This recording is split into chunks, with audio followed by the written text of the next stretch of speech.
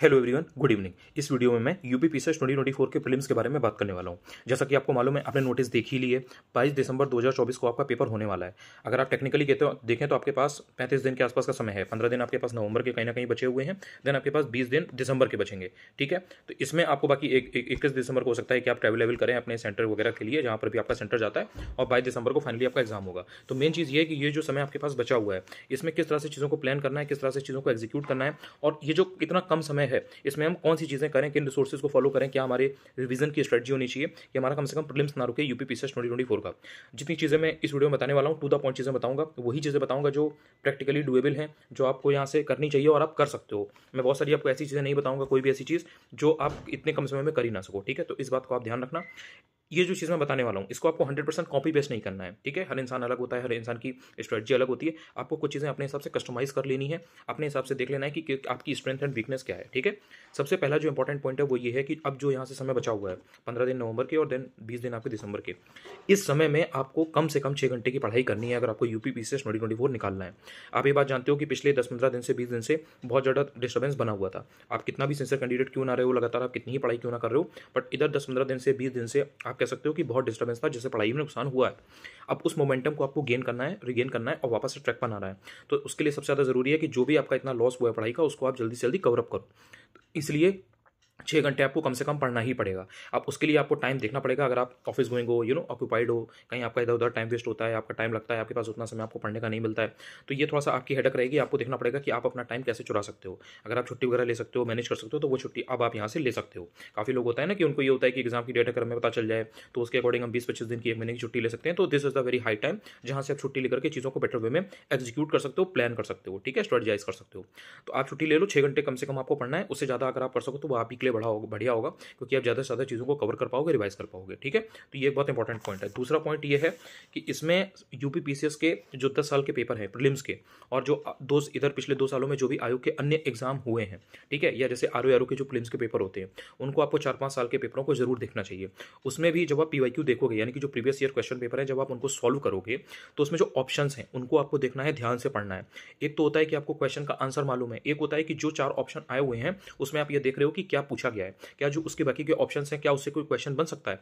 जब ये आरएनडी आप करोगे, जब इसमें आप दिमाग लगाओगे ना, और ये जब आप 15-20 पेपर में करोगे, भाई देखो 10-15 साल के पेपर तो आप यूपी पीसीएस के करोगे, बाकी भी आप कम से कम 5 से 10 पेपर बाकी एग्जाम्स के करोगे, आयोग के ही, जो आयोग कंडक्ट कराता है, तो उससे आपको एक सर्टेन सेट ऑफ, आपको एक टॉपिक्स मिल जाएंगे, थीम मिल जाएंगी, जिनसे क्वेश्चंस लगातार पूछे जा रहे हैं, जो रिपीट होते हैं। तो वो जो इंपॉर्टेंट टॉपिक्स आपको मिलेंगे, जो इंपॉर्टेंट थीम आपको मिलेंगी, उनको आपको गहनता से उनका अध्ययन करना है, उसको आपको ढंग से इन डेप्थ पढ़ना है, मतलब 1 या 2 लेयर अंदर जाकर के पढ़ना है। जैसे आपने देखा कि हिस्ट्री में अकबर का टॉपिक है, शाहजहां का टॉपिक है, या औरंगजेब का टॉपिक है, इनसे रिपीटेडली क्वेश्चन आ रहे हैं, या अगर मराठा एम्पायर से क्वेश्चन आ रहे हैं, या अगर बैटल से रिलेटेड क्वेश्चन आ रहे हैं, या अगर ट्वीटी से रिलेटेड क्वेश्चन आ रहे हैं, या अगर इंडस वैली सिविलाइजेशन से रिलेटेड क्वेश्चन आता ही आता है, या अगर अशोका से रिलेटेड, हर्षवर्धन से रिलेटेड अगर क्वेश्चन आता ही आता है। जैसे इन्वायरमेंट में बहुत सारे एक्ट हैं, पॉलिटी में बहुत सारे आर्टिकल्स हैं, पॉलिटी में फंडामेंटल राइट्स है, फंडामेंटल ड्यूटीज़ है, या जैसे प्रेसिडेंट है, वाइस प्रेसिडेंट है, या फिर controller and auditor general of India है। इसी तरीके से ज्योग्राफी में अगर आप देखोगे तो वहाँ पर जैसे ऑस्ट्रेलिया वाला जो पूरा जो एरिया है, उससे, उस कंट्री से बहुत क्वेश्चन आते हैं, कंट्री कैपिटल से क्वेश्चन बहुत आते हैं, अफ्रीका में जो लेक वगैरह है उनसे क्वेश्चन बहुत आते हैं,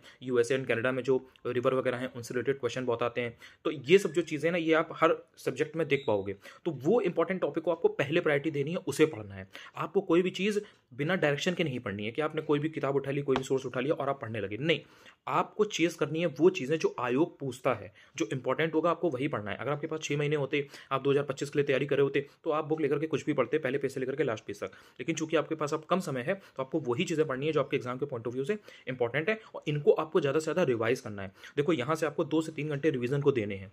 ये जो 15 दिन है, ये जो आपके पास नवंबर के 15 दिन है, इसमें आपको जो भी नई चीज़ें पढ़नी है वो आप पढ़ सकते हो। लेकिन जब 1 दिसंबर आ जाएगा, तो दिसंबर में आप जो अगले 20 दिन होंगे उसमें आपको और ज़्यादा रिवाइज करना है, मतलब कोई नई चीज़ नहीं पढ़नी है। क्योंकि देखो, नई चीज़ जब बहुत ज़्यादा एग्जाम के पहले आप पढ़ते हो तो रिसेंसी इफेक्ट काम करता है। उसमें क्या होता है कि जो भी चीज़ आपने हाल में पढ़ी होगी ना, पिछले 1 हफ्ते में, 2-4 दिन में, 10 दिन में, वो आपको ज़्यादा याद रहेगी, और जो पुरानी चीज़ें हैं वो आप भूलते चले जाओगे, क्योंकि आपने उसको इतना रिवाइज नहीं किया होगा।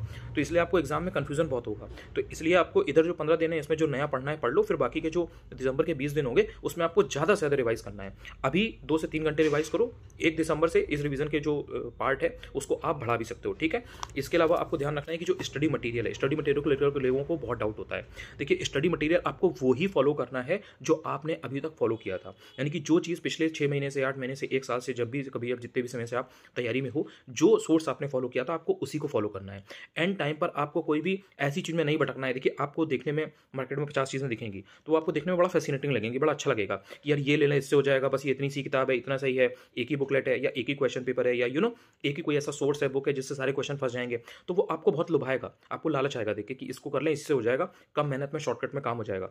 लेकिन वो एक्चुअल में आपको उतना रिटर्न चीज़ नहीं देगी जितना आपको वो रिटर्न देगा जो आपने साल भर से किया है, जो 6 महीने से आपने किया है। तो जो भी मटेरियल हो, चाहे वो घटना चक्र के कंपाइलेशन हो, सब्जेक्टिव वाले, चाहे वो पॉइंटर हो, चाहे आपकी ल्यूसेंट की किताब हो, चाहे जो स्टैंडर्ड सोर्सेज आपने फॉलो किए हो, चाहे वो हो, या फिर जो आपने टेस्ट अभी तक लगाए हैं उनका जो एक्सप्लेन सेक्शन है, चाहे वो हो, जो भी आपने अभी तक पढ़ा है उसको आपको रिटेन करने की कोशिश करना है। और जितना ज़्यादा आप रिवाइज करोगे आपका कंसोलिडेशन बेटर होता चला जाएगा, मतलब आपको चीज़ों में कन्फ्यूजन नहीं होगा। इसके अलावा आपको हफ्ते में 2 टेस्ट देने ही देने हैं, प्रॉपर वो जो टाइम्ड एनवायरनमेंट होता है ना उसमें। जैसे आपका पेपर 9:30 से 11:30 हो रहा है 2 घंटे, फिर आपका हो रहा है 2:30 से 4:30 सीसेट वाला पेपर। तो आपको ट्राई ये करना है, प्रेफरेबल तो यही है कि आप इसको प्रेफर करो, आप उन 2 घंटे में बैठ करके फुल लेंथ टेस्ट दो और टेस्ट की फिर एनालिसिस करो। घर पर आप दे रहे हो तो ऐसा तो है नहीं कि कोई टीचर आएगा आपकी कॉपी में ओएमआर वगैरह भरवाएगा या समथिंग, तो वो जो रोल नंबर वगैरह वाला पार्ट है उसको आप चाहो तो स्किप भी कर दो, लेकिन बबल वगैरह प्रॉपर करो, क्योंकि कई लोग एग्जाम में बबल को फिल करने में उसमें भी गलती करते हैं।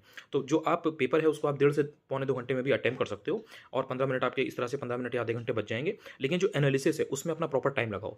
एनालिसिस में आपको ध्यान रखना है कि आपके कौन से क्वेश्चन सही हुए, कौन से क्वेश्चन गलत हुए। जो सही वाले क्वेश्चन है उस पर इतना ध्यान ना भी दो तो एक बार को चल जाएगा, क्योंकि आपके पास समय कम है, इतना टाइम नहीं है कि आप हर क्वेश्चन पर ध्यान दे पाएं। लेकिन जो क्वेश्चन आपके गलत हो रहे हैं उन पर आपको स्पेशली अपना ध्यान देना है, और वो गलत भी क्यों हुए ये भी देखना है। आपने पढ़ा नहीं था, या आपने पढ़ा था लेकिन आपको कंफ्यूजन हुआ, या फिर आपने पढ़ा लेकिन आप पहले सही कर रहे थे, बाद में आपने ओवर थिंकिंग के चक्कर में गलत कर दिया। इस तरीके की जो भी आपको कमियां मिल रही हैं जिनकी वजह से वो क्वेश्चन आपके गलत हो रहे हैं, उनको आपको नोट डाउन करना है, मतलब देखना है कि मेरी ये गलती है। वो उससे आपको आपके बारे में पता चलेगा कि आप कहाँ गलती करते हो। और जब आप नेक्स्ट टेस्ट दोगे, जैसे मान लो आपने आज टेस्ट दिया, फिर आप तो 2 दिन बाद दे रहे हो, तो 2 दिन बाद आप ये प्रयास करो, ये ट्राई करो कि वो गलती जो आपने पहले वाले टेस्ट में की थी वो आपकी रिपीट ना हो। तो जैसे मान लो आज आपकी तारीख में 30 क्वेश्चन गलत हो रहे हैं, तो आपका गोल ये होना चाहिए कि आज आपने जब टेस्ट दिया तो आज से जब 20 दिन बाद आप टेस्ट दोगे, और चौथा टेस्ट या 5वां टेस्ट, मतलब हर 2-4 दिन में टेस्ट दोगे, तो चौथा 5वां टेस्ट जब तक आप 20 दिन के बाद दोगे तो आपके जो 30 क्वेश्चन पहले गलत हो रहे थे वो 30 से 15 पे आ जाएं। मतलब कम से कम गलतियां करनी है, जो गलत क्वेश्चन है वो कम से कम आपको करने हैं, इस बात का आपको ध्यान रखना है। तो हफ्ते में फुल लेंथ टेस्ट मैंने आपको बता दिया है। इसके अलावा कौन कौन से सब्जेक्ट्स पर आपको प्रायोरिटी रखनी है, ये बहुत जरूरी है यूपी पीसीएस प्रीलिम्स के लिए समझना। अगर आरओ की बात होती तो मैं आपको ये चीज़ अलग तरह से बताता। यूपी पीसीएस में करंट अफेयर्स का रोल बहुत ज़्यादा होता है। करंट अफेयर्स 3 सेक्शन में बेसिकली उसमें होता है, इंक्लूड होता है। करंट अफेयर्स में एक होता है regular current affairs, normal current affairs, ठीक है। उसी में एक आता है इकोनॉमी का करंट अफेयर्स। इकोनॉमी में ज़्यादातर जो है वो करंट पार्ट से ही आता है, तो उसमें आपको बजट, इकोनॉमिक सर्वे, ये सब ज़्यादा पढ़ना होता है। जो करंट का डेटा वगैरह चल रहा होता है वो सब आपको देखना होता है, जैसे जीएसटी वगैरह का है, मिनरल डेटा है, एग्रीकल्चर डेटा है, तो ये सब आपका इकोनॉमिक कहीं ना कहीं इकोनॉमी में आप रख सकते हो, या इसको आप इकोनॉमिक ज्योग्राफी में भी रख सकते हो। बेसिकली इकोनॉमी में ही आ जाता है ये। इसके अलावा यूपी स्पेशल का जो करंट अफेयर्स का पार्ट है वो भी एक इंपॉर्टेंट रोल प्ले करता है। तो बेसिकली 3 तरीके का करंट अफेयर्स हो जाता है, बट ये आता करंट अफेयर्स में ही है। तो इसके लिए आप कोई भी एक सोर्स ढंग से फॉलो कर लेना, मतलब एक सोर्स पकड़ो लेकिन उसी को 4, 5, 6, 8 बार, जितनी बार ज़्यादा बार पढ़ोगे तो वो आपको बेटर रिजल्ट देगा, रादर देन कि आपने ये भी कर लिया, वो भी कर लिया, ये भी कर लिया, और एंड में आप रिवाइज एक भी नहीं कर पाए। तो जितना ज़्यादा रिवाइज करोगे करंट अफेयर्स में वो आपको बेटर रिटर्न देगा। 40 से 45 क्वेश्चन के बीच में यूपी पीसीएस में करंट अफेयर्स से आते हैं। दूसरा जो आपका मेन इंपॉर्टेंट सेक्शन है वो होता है पॉलिटी। पॉलिटी की ऐसी चीज़ें होती हैं, स्टैटिक का सब्जेक्ट है, अगर आपने पढ़ा है तो आप सॉलिड अपने नंबर वहाँ से बना सकते हो। उसमें जो टॉपिक्स वगैरह हैं वो बहुत ही बेसिक हैं, आप बार बार अगर पीवाईक्यू को देखोगे तो आपको वो टॉपिक पता चल जाएंगे। मैंने अभी पहले वीडियो के स्टार्टिंग में डिस्कस भी किए थे। तो पॉलिटी पर आपको अपनी कमांड बनानी है। इसके 16 से 22 क्वेश्चन के बीच में हमेशा आते हैं यूपी पीसीएस में, तो इसको आपको स्ट्रॉन्ग करना है। इसके बाद में एनवायरमेंट एक ऐसा सेक्शन है जिसके 15, 16 या 14 क्वेश्चन के आसपास हर बार ऑलमोस्ट आते हैं। कभी भी 10 या 12 क्वेश्चन से नीचे कभी नहीं होता कि यूपी पीसीएस में एनवायरमेंट के क्वेश्चन आए, ज़्यादा ही आते हैं हमेशा। तो इसमें आप जो इंपॉर्टेंट चीज़ें हैं उनको अगर पढ़ ले जाओगे तो इसमें आपके क्वेश्चन गलत नहीं होंगे, और ये आपको बहुत कम समय में बेटर रिटर्न देता है और आपको कॉन्फिडेंस देता है, क्योंकि एनवायरमेंट की भी चीज़ें कहीं ना कहीं स्टैटिक किया जाती हैं।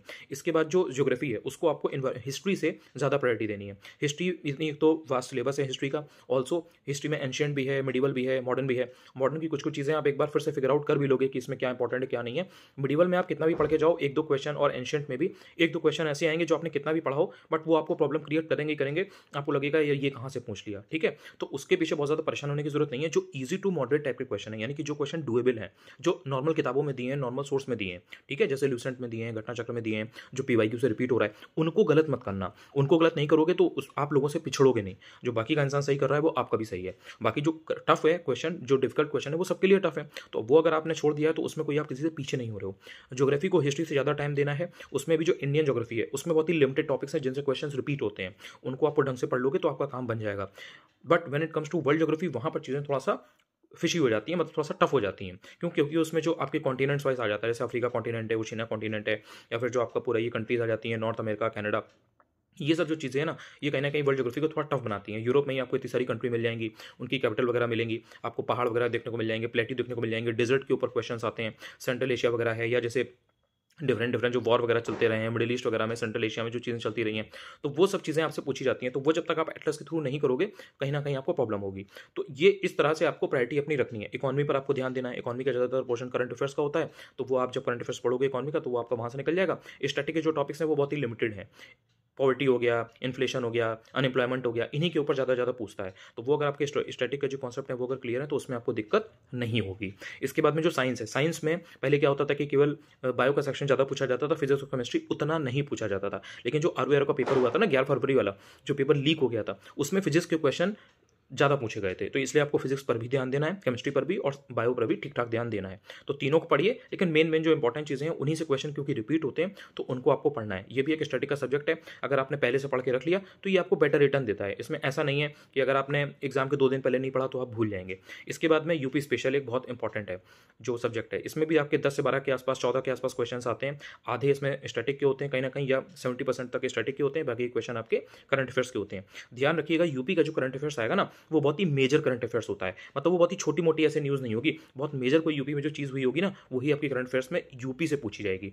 और जो स्टैटिक का पोर्शन है वो आपका एज यूजुअल जो पूछा जाता है, जैसे यूपी की जो लेक्स हैं, यूपी में जो बर्ड सेंचुरी हैं, यूपी में जो वाइल्ड लाइफ सेंचुरी हैं, यूपी में अगर कोई बहुत इंपॉर्टेंट पॉलिसी हुई है तो इन सब चीज़ों से रिलेटेड पूछता है। यूपी में जो फोक डांस वगैरह हैं, जो फोक सॉन्ग्स वगैरह हैं, जो यहाँ की कुछ जो और टाइगर रिजर्व वगैरह हैं, नेशनल पार्क हैं, इनसे रिलेटेड चीज़ें पूछता है। तो इन पर आपको ध्यान से पढ़ना है। और जैसे जो आर्ट एंड आर्किटेक्चर वगैरह का पोर्शन है यूपी का, या यूपी की जो हिस्ट्री है, एंशियंट हिस्ट्री कैसी थी यूपी में, मेडिवल कैसी थी, ये सब चीज़ें यूपी की पूछता है। तो इनको अगर आपने ढंग से किसी भी एक सोर्स से पढ़ लिया तो आपका काम बन जाएगा। तो मैंने आपको बेसिकली जो सब्जेक्ट्स की प्रायोरिटी है मैंने आपको बता दी है, यूपी स्पेशल हो गया। इसके बाद में सेंसस और अर्बनाइजेशन आता है, उसको आप एग्जाम के 3-4 दिन या 5 दिन पहले भी पढ़ सकते हो, जो लास्ट वीक होता है उसमें भी तैयार कर सकते हो, क्योंकि उसमें फैक्चुअल चीज़ें ज़्यादा हैं, रटने वाली चीज़ें ज़्यादा होती हैं। तो अगर आपने एग्जाम के 3-4 दिन 5 दिन पहले या लास्ट वीक में देख रखा है ना, तो वो कहीं ना कहीं आपकी मेमोरी में ज़्यादा रहता है। तो वो आपने अगर 1-2 बार 3 बार उसको जल्दी जल्दी देख लिया तो कहीं ना कहीं फैक्चुअल चीज़ें वो आप तैयार कर ले जाओगे।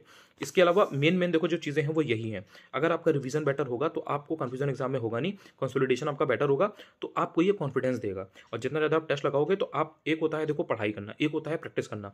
तो एक तरफ आप पढ़ भी रहे हो, एक तरफ आप हफ्ते में 2-3 टेस्ट भी दे रहे हो, तो उससे आप अपनी गलतियां भी जान रहे हो, फिर जो गलतियां आपने जानी उनको आप अगले टेस्ट में दूर करने की कोशिश भी कर रहे हो। तो आपकी एक होलिस्टिक कॉम्प्रिहेंसिव प्रिपरेशन हो पाती है। तो इसलिए आपको ध्यान रखना है, पढ़ना वही है जो एग्जाम में आता है।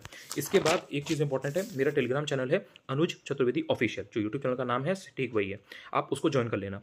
अब से लेकर के 35 दिन तक जो भी आपका ये यूपी पीसीएस का 22 दिसंबर को पेपर है, इस एग्जाम तक मैं मोस्ट इंपॉर्टेंट चीज़ें वहाँ पर कुछ ना कुछ आपको बताता रहूँगा, ठीक है, या तो फोटो के थ्रू बताता रहूँगा या ऑडियो मैसेज डाल दूंगा या कुछ भी करके मैं आपको बताता रहूँगा। तो वो आप ज्वाइन कर लोगे तो आपको बहुत फायदा होगा। उसके अलावा और भी कोई अगर अपडेट होगी तो मैं वहीं डाल दूंगा, तो उसको ज्वाइन कर लेना। पहली बार अगर मेरा ये वीडियो आप तक पहुँचा है किसी तरह से, और अगर आपको कुछ भी हेल्प हुई हो या आपको लगता है कि हाँ मेरी वीडियो से आपको हेल्प हो सकती है, तो आप चाहें तो चैनल को सब्सक्राइब भी कर सकते हैं, आपके ऊपर है। थैंक यू सो मच यार। एक चीज़ और है, अगर कोई भी आपके डाउट हो आ रहे हो सब्जेक्ट वाइज, अगर आपको कोई प्रॉब्लम हो रही हो, कुछ भी डाउट आ रहे हो, कमेंट सेक्शन में आप ड्रॉप कर देना, मैं उनको या तो टेलीग्राम पर बता दूंगा या फिर आपको कमेंट सेक्शन में बताने की कोशिश करूंगा। थैंक यू सो मच यार। अब लग जाओ कल से, अब आपके पास ऑप्शन नहीं है कुछ भी कि आप इधर उधर भटको, इधर उधर किसी भी चीज़ में भटको। थैंक यू यार।